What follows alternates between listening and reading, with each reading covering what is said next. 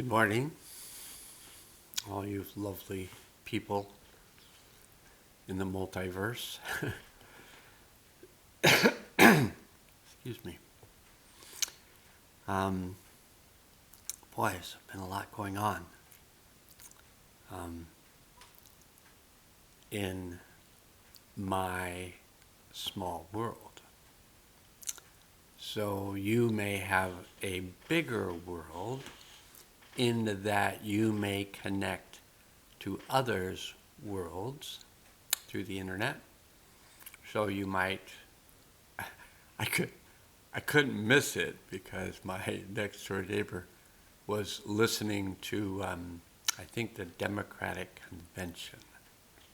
It sounded like a pep rally, and her windows were open, and she's been clearing her house out because she's getting ready to sell it, and so she was downstairs in the downstairs apartment, and the window was open, and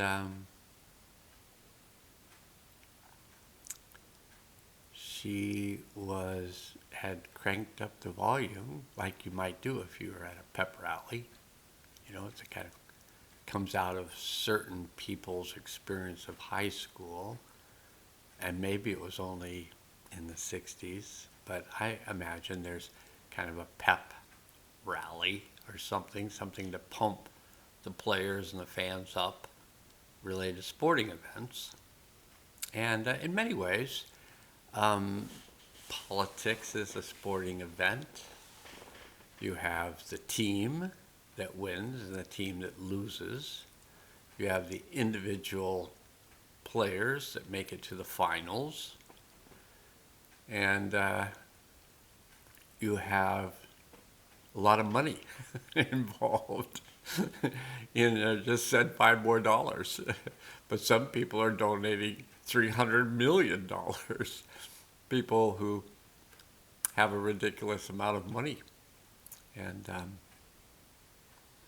are willing to spend it to support their political agenda, which also supports their financial agenda.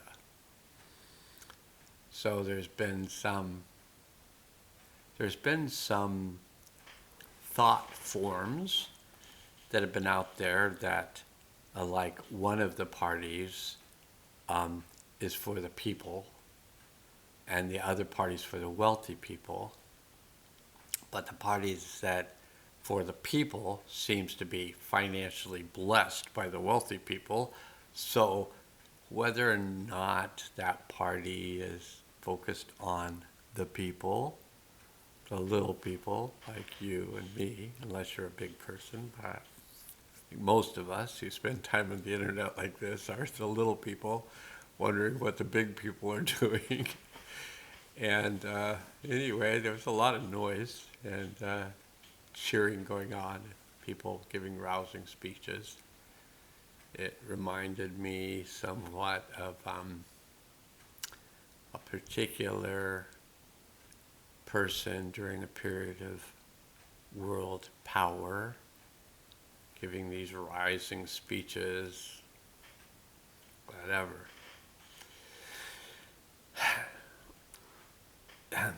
When we need to be pumped up, it's generally to get us to support a particular agenda. And even though we may think we know what that agenda is, I would suggest that we have no idea what the agenda is, because the agenda that has been going on for, from what I understand, 13,000 years, has been the agenda of patriarchy and the agenda of power and money and control. And that's the underlying agenda, more than likely. I mean, you can argue with me in the comment section, but that's the agenda more than likely of the powers that be, the perceived powers that be, are to maintain control and keep things going for their team. And whatever the team is, I would say the people in control are the rich team, and everyone else is support team, especially more and more lately. We become more and more the poor team. because the rich team controls the perception of money and the distribution of money. And the rich get richer because they're distributing the money to the people who don't need it and who are going to do something with it that they approve of. Whereas the people who need it are probably just going to buy groceries, maybe some gas for their car so they can get to work. So we'll see if this particular video is going to go anywhere. It was just a little bit of an interesting start. Interesting to me. Maybe is to you, maybe isn't to you. You're no longer listening if it wasn't interesting. So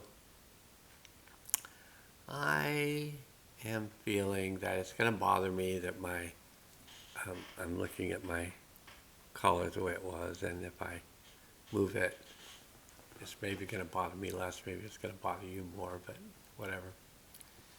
I'm the one who has to look at it first. Okay. So, my thought was that I was going to make a video, and it was going to be about healing. And so maybe it already has been. Maybe it's healing for you just hear me rant a bit. But I want to actually work with some specific healing today. And I'm going to then connect us to the World Healing Field, which is already up, but that way I don't have to set it up. World Healing Field is always open.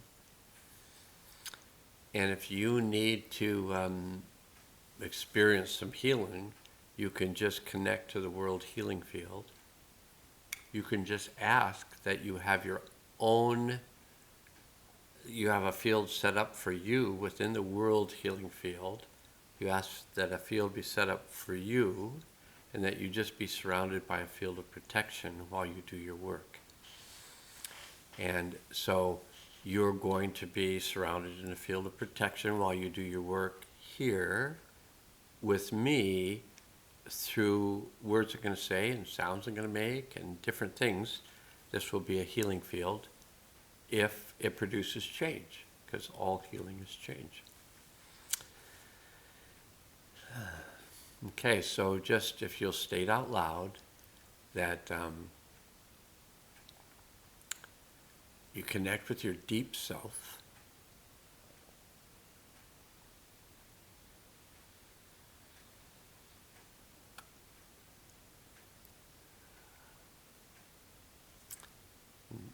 State out loud, you connect with your higher self.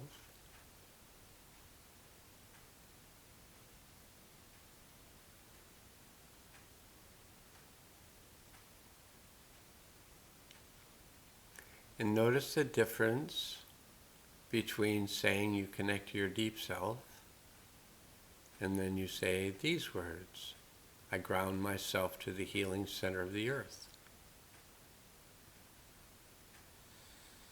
And notice how those are different. And each time you do it, notice the difference. The difference between I connect to my deep self, notice what that does, and kind of where your attention goes. And I ground myself to the healing center of the earth. And what happens when you say those words?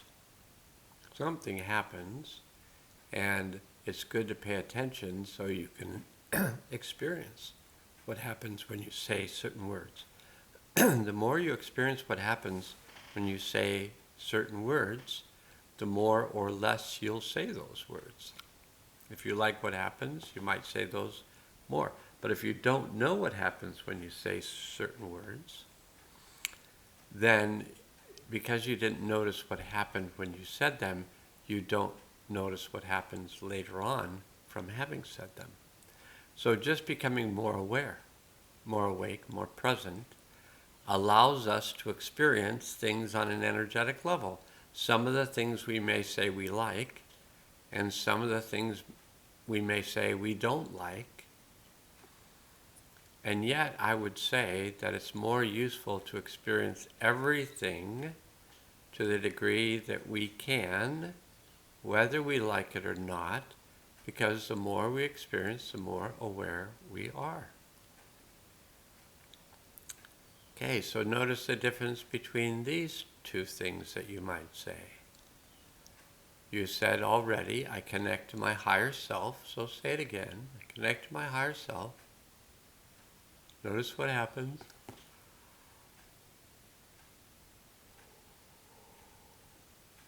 You'll have to yawn just because I do almost every time I say that, because it opens things up. So I connect to my higher self, and I get an expansion, and I tend to, in the expansion, release tension, which is what a yawn is. It's like releasing jaw tension, which is related to fight or flight. So if you find yourself yawning, you don't have to cover your mouth, but my mom taught me to do this when I sneeze or when I yawn and cover my mouth. So I do it because my mom told me to. And you're not going to, even though she's no longer with us on a human level, she's still probably with us on a being level. So she's possibly still watching. That's why you might hear your mother's voice when you think about doing something. Your mother says, "Are you sure you want to do that? Don't you think that's a little dangerous?" Or whatever your mother said. My mother had some good sayings, some of which I really like. Like one of them was, there's nothing that you can't do in the world. I took advantage of that one. I held that one like, there's nothing I can't do, which means I can do anything. Which, sometimes led to really good things, and sometimes, were really bad ideas that I sometimes suffered from, like jumping off it was only a single story roof of a garage, but it was a pretty tall garage, and jumping off of it, thinking that you might be able to fly, because in my dreams I could fly. And in my dreams, I always flew upright, but in my dreams I was always wanting to fly like Superman. But I couldn't, so I flew like a helicopter, which was just really more like a hummingbird, But I wanted to fly like Superman, super fast, scale tall buildings in a single bound. All those words that we pictured things, or we saw them. We saw him jump to the top of a building. All the things that Superman did for those of us who were watching cartoons in the 50s when television was kind of, I think, first starting out. It's come a long way since then. They call it televised programming. Something to think about, like everything else. It's something to think about. Not necessarily be continually worrying about it. Like, am I being programmed by my television? That was a funny face. So, again, noticing we're doing healing work right now. Notice what it feels like to just state, I connect to my higher self. I immediately just start yawning. I'm not taking it. It's just happening. Just to get bigger. And I open myself to the healing power of the one. And there's no end to the one. So you open yourself to that healing power, and things get very big. And it doesn't cause me to yawn quite as much as connecting to my higher self. So there's a few things you say. I connect to my deep self. I connect to my higher self. Ground myself to the healing center of the earth. I open myself to the healing power of the one. I release, or I let go of, I release anything that's not useful to me now. In other words, you could say is, I choose to release anything that's not of my highest good. You don't even have to think of what that is.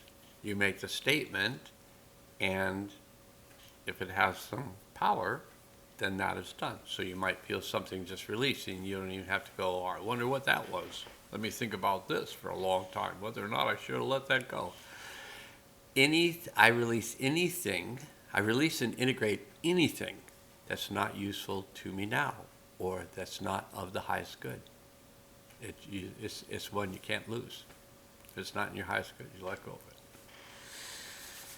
Okay, and then for those of you who wish to have the Hathors work with you directly during this sound healing, then state out loud, I choose to work with the Hathors. So I'm going to say that, although they know I've said it 1,000 times. I choose to work with the Hathors. Okay. So, what I want to do today, and I may just work with one aspect of this, we'll just see. And so I'll just talk about the one aspect of it. I'll mention that there's an aspect of the sacred geometry in the body related to fear.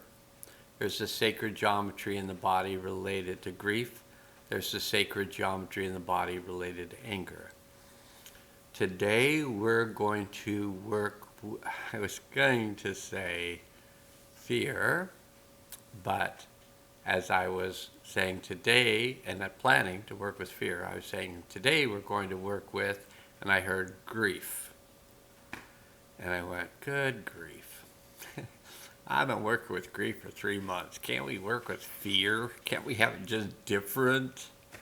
But that's what I'm told we're going to be working with, is grief. So I'll just let you know that I have guides. I've had them since I can remember, which was probably I started noticing things more consciously when I was 7. But I had these beings working with me before that. I've had them. Yeah, this is just an agreement that we have with our spirit guides and helpers. When we're incarnating, when we're in the other realm with our good friends, we may have been helping some of them that were in bodies, but we're up in there and we're kind of a team, and they say, this is what you're going into, and we'll be there to help you. So sometimes you go into some intense energetics, and they may be there to help you really fast, like right away, or they may be helping you the whole time. I mean, holding a space for you while you're building a body to come out into the world in. You can think about it however you want. But I've been communicating with these beings for as long as I can remember in this lifetime, and I've been interacting with these beings as long as I can remember in all the other lifetimes. We've always been kind of a similar group working with each other. So when I hear grief, I know, okay, that's what I'm supposed to work with. We may work with the other two, fear and anger, we may not, but for sure we're going to work with grief. And so I'm going to talk about the areas of grief. So the areas of grief, the ones that you can see, I'll talk about first. So the areas of grief relate to the parietal bones that are the plates about the size of a hand on the side of your head. They go all the way up to the center.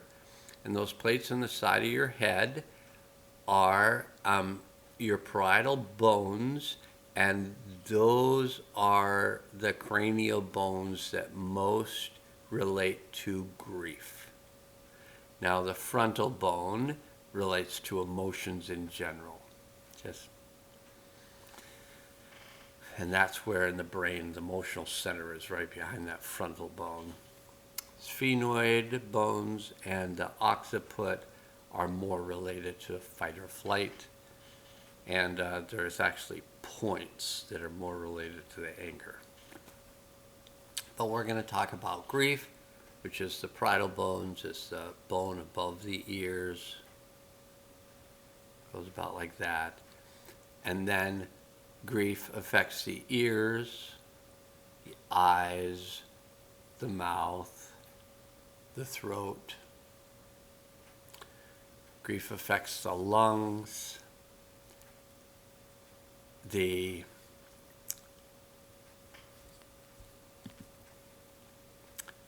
ovaries, the testicles, the elbows, the knees,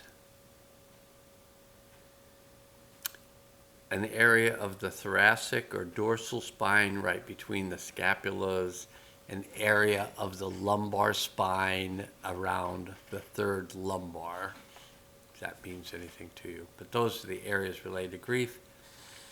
And today, I thought, and we may still be doing this, but I thought that we are going to be working with this spheno-basilar mechanism. It's there's the bone, the sphenoid, that goes across like this and forms the bat wings of the base of the skull in front of the occiput, and it connects to the occiput through a joint called the spheno-basilar mechanism. So at the back of the sphenoid, so this would be pointing towards the back. Anyway, it's confusing in this mirror. It's not a mirror image.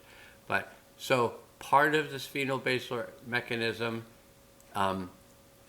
is the sphenoid, and it sits like this.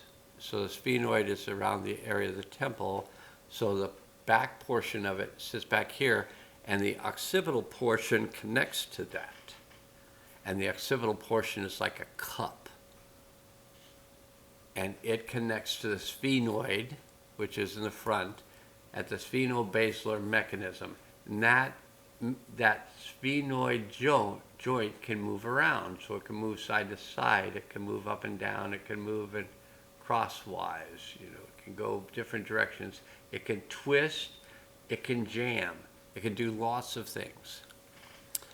So if you state it out loud that you choose to work with the Hathors will be very specific with sounds when you watch it. Now this is a quantum thought, so you can either accept it and see what happens, or reject it and see what happens. Whether you accept it or reject it, something's going to happen or not happen. More likely, something's going to happen. Okay, so the Hathors are going to help us release the energy stuck in the spheno-basilar mechanism. And as that releases, you may feel that energy come out of that place, right kind of directly inside the ears and directly back from the eyes. So right in there is the spheno-basilar mechanism, and we're going to be releasing that through sound. A lot of words, but I mean they're possibly meaningful words. Okay, I'm going to demonstrate this process with my hands, and so I'm going to be working with the stuckness of it and then the release of that stuckness.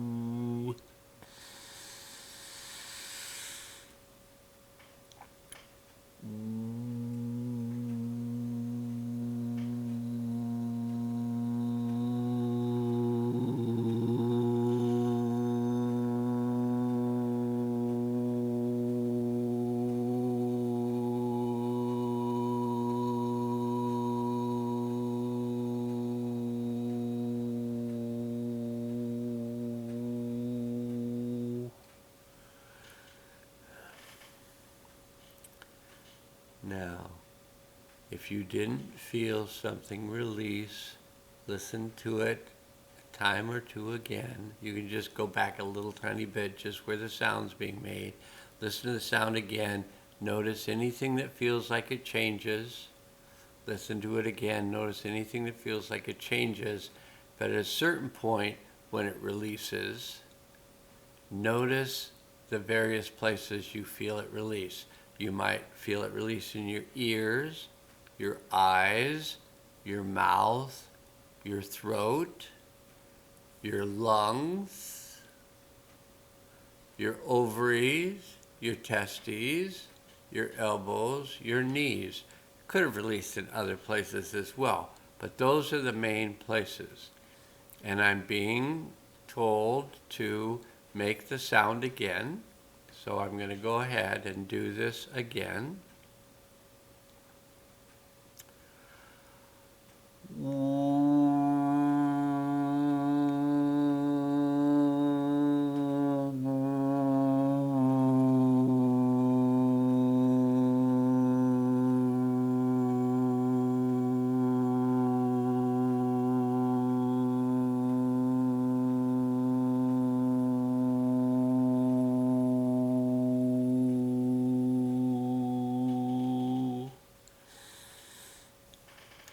And again.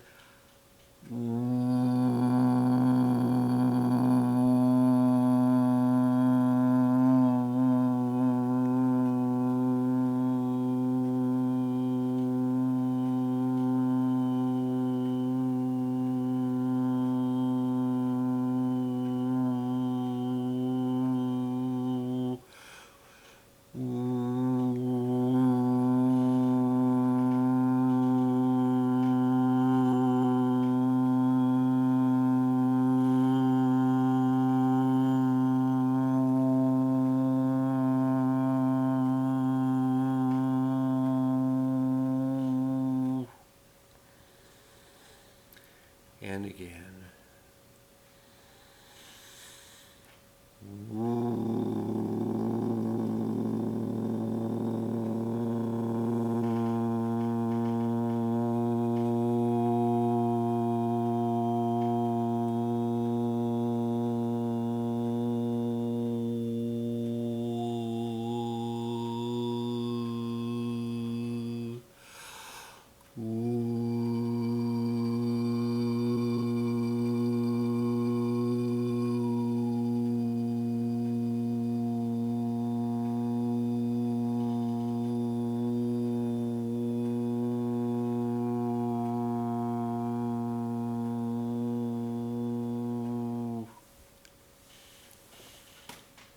Okay, that ought to do some good. And I'll have to figure out at what point I actually start making the sound so I can put that in so people can skip whatever that was I was saying in the beginning. But I'm not going to go through and figure out how to just remove that. It might be important to some people. Namaste.